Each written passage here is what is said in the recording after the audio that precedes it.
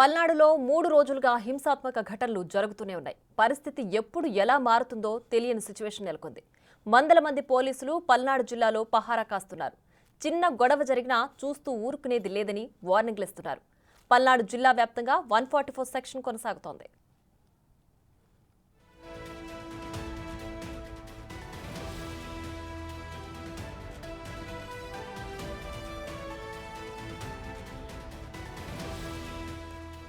ప్రత్యేకించి పల్నాడులో పోలింగ్కి ముందు నుంచి చాలా గ్రామాల్లో ఉద్రిక్త పరిస్థితులు నెలకొన్నాయి. పోలింగ్కు ముందే దాడులు మొదలయ్యాయి. రెంటాల నుంచి మొదలైన ఎన్నికల రచ్చ కంటిన్యూనే అవుతుంది.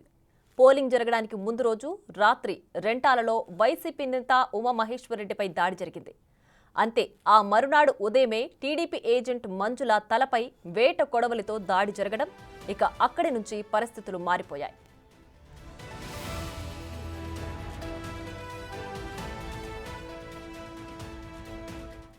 పల్నాడులో దాదాపు 50 చోట్ల పరస్పరం దాడులు జరిగాయి. మాచర్లలో 15, గురజాలలో 13 చోట్ల గొడవలు జరిగాయి.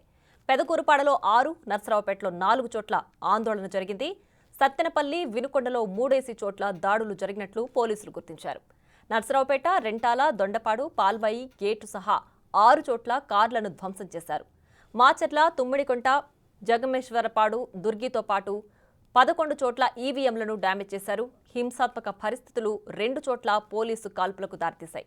నర్సరావుపేటలో ఆందోళనకారులను నియంత్రించడానికి రబ్బరు బుల్లెట్లను ప్రయోగించారు.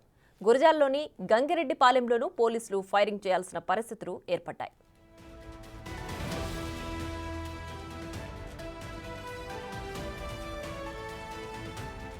ఎన్నికల సంఘం అధికారులు నర్సరావుపేట, వినుకొండ, పెదకూరపాడులోనే సమస్యాత్మక ప్రాంతాలు ఉన్నాయని గుర్తించింది.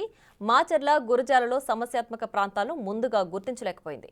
అందుకు తగ్గట్టుగానే మాచర్ల, గురజాలలోనే ఎక్కువ దాడులు జరిగాయి. పలుచోట్ల ఎమ్మెల్యేలను ఓటర్లు పరుగులు పెట్టించారు. నర్సరావుపేటలో ఎమ్మెల్యే గోపిరెడ్డి శ్రీనివాసరెడ్డి, కొత్త గణేష్పాడులో ఎమ్మెల్యే కాసు మహేష్ రెడ్డిని పరిగెత్తించారు. మొత్తంగా ఎన్నికల హింసను కట్టడి చేయడంలో ఈసీ, పోలీసులు విఫలమయ్యారని తాజా ఘటనలతో తేలిపోయింది.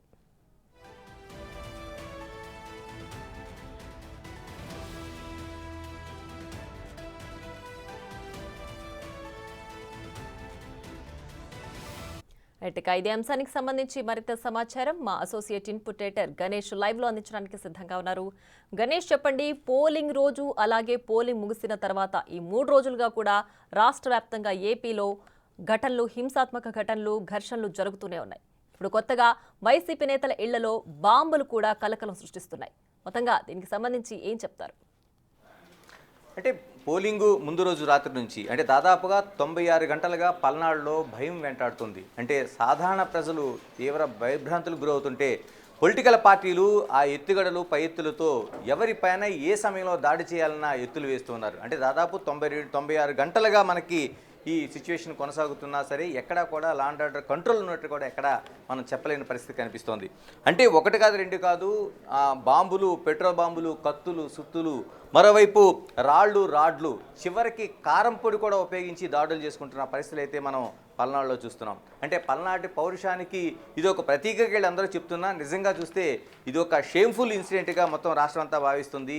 ఒక విధంగా చెప్పాలంటే దేశవ్యాప్తంగా భావిస్తున్నారు. ఎందుకంటే 12వ శతాబ్దంలో ఉన్న పల్నాడు చరిత్ర అంటే అది ఒక సాంఘిక రాజకీయ మార్పులకు సంబంధించిన పల్నాటి యుద్ధంగా దాన్ని చూస్తారు. నాయకి నాగం దగ్గర నుంచి అనేక ఘటనలు మనం తీసుకుంటే పల్నాటి పౌరుషానికి ప్రతీక అంటే అక్కడ రాజకీయ, సాంఘిక ఆ మార్పుల కోసం ఉపయోగపడిన ఒక ప్రాంతం అది. అలాంటి దాన్ని తీసుకొచ్చి ఈరోజు ఎన్నికల్లోనే చేస్తున్న ఘటనలు చూస్తుంటే చాలా షేమ్ఫుల్గా కనిపిస్తుంది. మరోవైపు శాంతి భద్రతలపైన ఈ విధంగా ఇంత భయాందోళన కలుగుతున్న పరిస్థితి చూస్తుంటే శాంతియుతంగా జరగాల్సిన ఎన్నికలు మాట పక్కన పెడితే ఈ ఎన్నికలు జరిగింది పోలింగ్ దగ్గర నుంచి రేపు జూన్ 4వ తేదీన జరిగే ఏదైతే కౌంటింగ్ ఉందో కౌంటింగ్ రోజున ఏం జరగబోతుందనేది ఒక భయభ్రాంతులు అయితే వ్యక్తమవుతున్నది.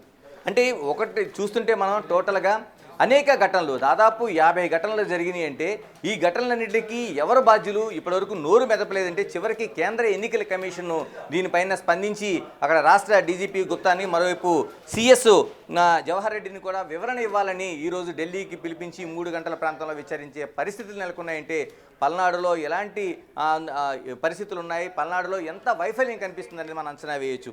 అంటే ఇక్కడ కీలకమైన వైఫల్యంగా మనం చూడాల్సింది, ఎక్కడైనా ఎన్నికలు జరుగుతున్నప్పుడు సమస్యాత్మక ప్రాంతాలు, అతి సమస్యాత్మక ప్రాంతాలు అనేవి ప్రధానంగా ఎన్నికల కమిషన్ గుర్తిస్తుంది. దీనికి చాలా ఎక్సర్సైజ్ జరుగుతుంది. అంటే గత ఎన్నికలు ఉన్న అనుభవాలు కావచ్చు, లేకపోతే పోలీస్ డిపార్ట్మెంట్ ఇచ్చే వివరణ కావచ్చు, లేదా అక్కడ నుంచి ఆ ప్రాంతంలో ఉండే ప్రత్యర్థులు, మరోవైపు ఉండే ఏంటి గ్యాంగ్స్ లాంటివి కావచ్చు, రౌడీ షీటర్లు కావచ్చు, ఇలాగ అనేక విషయాలను క్రోడీకరించి సమస్యాత్మక ప్రాంతాలు అనేవి వాళ్ళు అక్కడ ఎమోషన్స్ బట్టి గుర్తించాల్సిన అవసరం ఉంది, గుర్తిస్తారు కూడా.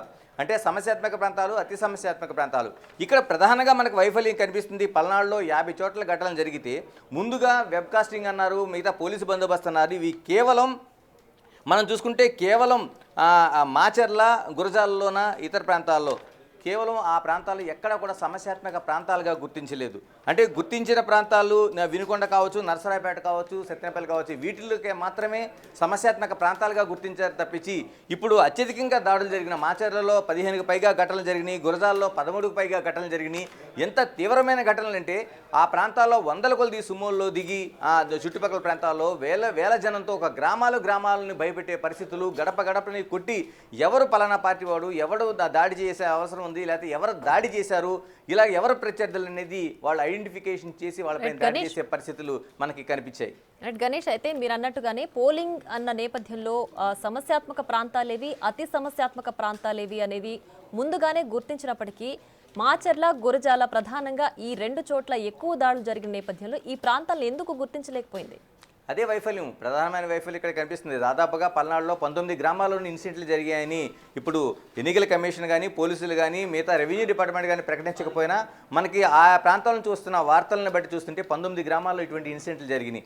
ఇందులో ముందుగా ఎన్నికల కమిషన్ ప్రకటించిన ప్రాంతాల్లో మాచర్ల కావచ్చు, గురజాల కావచ్చు లేకపోవడం ఆశ్చర్యాన్ని కలిగిస్తుంది. ఎందుకంటే ప్రధానంగా ఇప్పుడు ఇన్సిడెంట్ అన్నీ కూడా మాచర్ల, గురజాల్లో కలిపితే దాదాపుగా ఒక 30 ఇన్సిడెంట్లు జరిగినాయి. అవి కూడా తీవ్ర భయభ్రాంతులు కలిగించే ఘటనలు, చావు వరకు వెళ్ళి వెనక్కి తీసుకొచ్చిన ఘటనలు మనకు కనిపిస్తున్నాయి.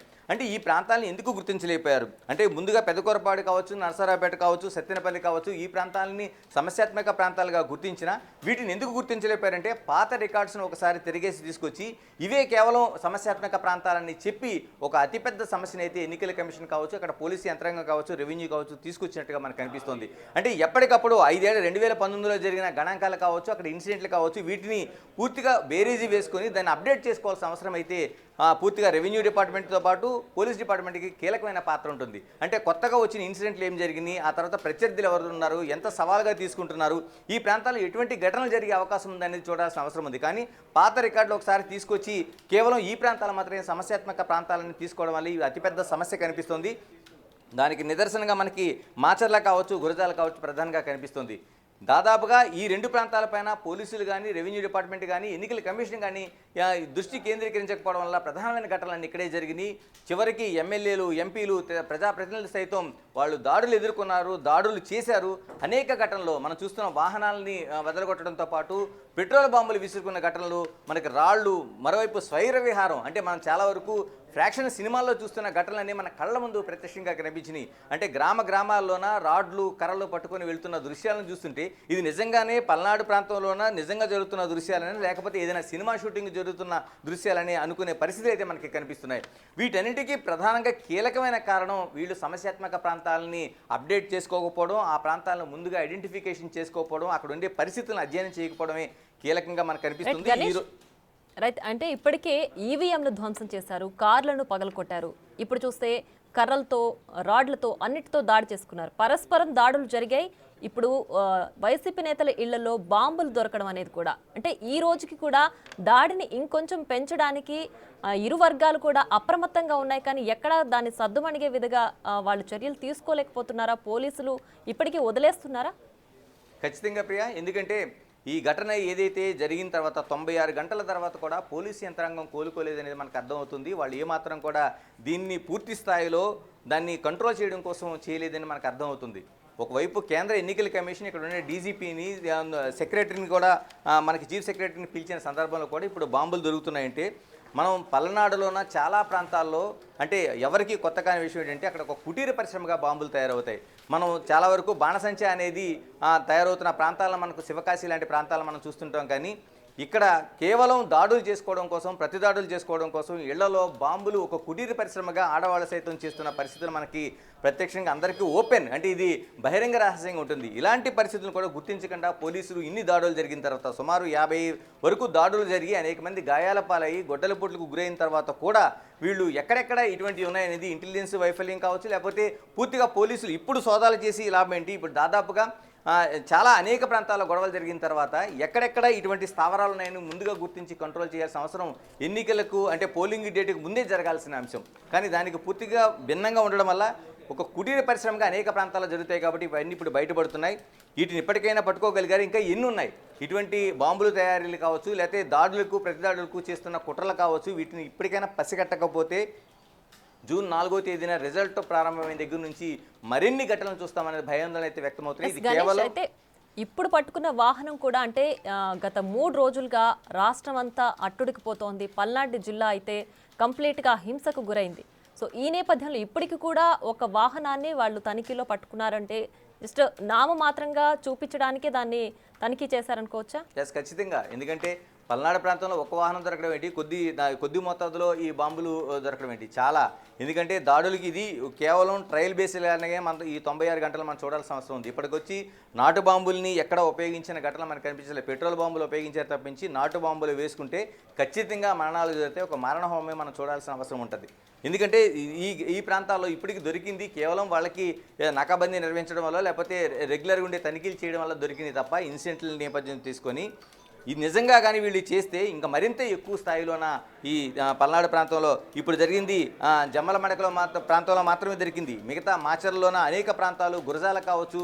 ఎందుకంటే గురజాల అనేది అత్యంత కీలకమైన ప్రాంతంగా మనకు కనిపిస్తుంది. ఎందుకంటే గతంలో జరిగిన అనేక ఘటనలు మనకి దీనికి నిదర్శనంగా కనిపిస్తున్నాయి. వీటన్ని చోట్ల కూడా నిజంగానే క్షుణ్ణంగా కానీ పోలీసులు పరిశీలన చేసినట్లయితే మరిన్ని స్థావరాలు మనకు బయటపడుతుంది. ఇటువంటి ఈ బాంబులు, నాటు బాంబులు లాంటివి అనేకం బయటపడే అవకాశం ఉంది. వీటిని నిరోధించడం ద్వారా ఖచ్చితంగా ఎన్నికలు ఎలాగ జరిగినాయి కాబట్టి పోలింగ్ నాటికి ఇటువంటి ఘటనలు జరగకుండా నిరోధించే అవకాశం అయితే కనిపిస్తుంది. మరోవైపు మనం కీలకంగా చూడాల్సింది ఎన్నికల కమిషన్ దృష్టికి, కేంద్ర ఎన్నికల కమిషన్ దృష్టికి వెళ్లే వరకు రాష్ట్ర ఎన్నికల కమిషన్ ఏం చేస్తుంది అనేది ప్రధాన ప్రశ్న మనకు కనిపిస్తుంది. ఎందుకంటే ముఖేష్ కుమార్ మీనా పోలింగ్ జరిగిన తర్వాత పెట్టిన ప్రెస్ కాన్ఫరెన్స్లో ఆయన చాలా సాదాసీదాగా ఒక ప్రెస్ కాన్ఫరెన్స్ నిర్వహించినట్టుగా మనకు కనిపిస్తుంది. అంటే ఎక్కడా కూడా దాడులు జరిగినా చాలా లైట్ తీసుకున్నట్లు, అక్కడ తిరిగి ఏదైనా పోలింగ్కి ఎటువంటి ఆటంకం లేదని చెప్పారు తప్పించి దాదాపు 11 చోట్ల ఈవీఎంలు బద్దలుకొట్టే పరిస్థితి ఉంటే ఆ ప్రాంతాల్లో జరిగిన పోలింగ్ శాతం తగ్గిపోయింది కాబట్టి దాన్ని ఏం చేయాలి, తిరిగి రీపోలింగ్ చేయాలనేది ఎక్కడ కూడా అని ఏమాత్రం చెప్పకుండా మేము ఎన్నికలు సజావుగా చేసామని చెప్పడం వల్ల ఇప్పుడు కేంద్ర ఎన్నికల కమిషన్ స్వయంగా కల్పించుకొని దాన్ని వాళ్ళిద్దరిని డీజీపీని కావచ్చు, సిఎస్ని కావచ్చు పిలిపించాల్సిన పరిస్థితి వచ్చింది. ఇదే ముందుగానే కేంద్ర ఎన్నికల కమిషన్ స్పందించడానికి ముందే రాష్ట్ర ఎన్నికల కమిషన్ స్పందించి ఉంటే చాలా వరకు ఈ 96 గంటల్లో కనీసం ఒక 2 రోజులైనా దాడులు ఆగి ఉండేవి, మిగతా పరిస్థితులను చక్కదిద్దే పరిస్థితి ఉండేది. కానీ దాన్ని ఎక్కడా పట్టించుకోకపోవడం వల్లే ఈ రోజు ఇంత పరిస్థితి వచ్చింది. దేశవ్యాప్తంగా ఒక ఏదైతే పల్నాటి యుద్ధాన్ని తలపించేలా ఉండి ఈ పరిస్థితుల్ని దేశవ్యాప్తంగా చూస్తున్నారు. అంటే ఇది నిజంగా ఒక షేమ్ఫుల్ ఘటనగా మనకి చూడాల్సిన పరిస్థితి కనిపిస్తోంది. అలాగే ఏపీ సీఎస్ కానీ, ఏపీ డీజీపీ కానీ ఢిల్లీ వెళ్ళి ఈ హింసకు గురించి వివరణ ఇవ్వాల్సినంత రేంజ్లో ఇక్కడ హింసకు గురైతే ఇప్పటికీ కూడా కింది స్థాయి పోలీసు యంత్రాంగం నిమ్మకు నీరెత్తినట్లుగా వ్యవహరిస్తుంది అని భావించవచ్చంట.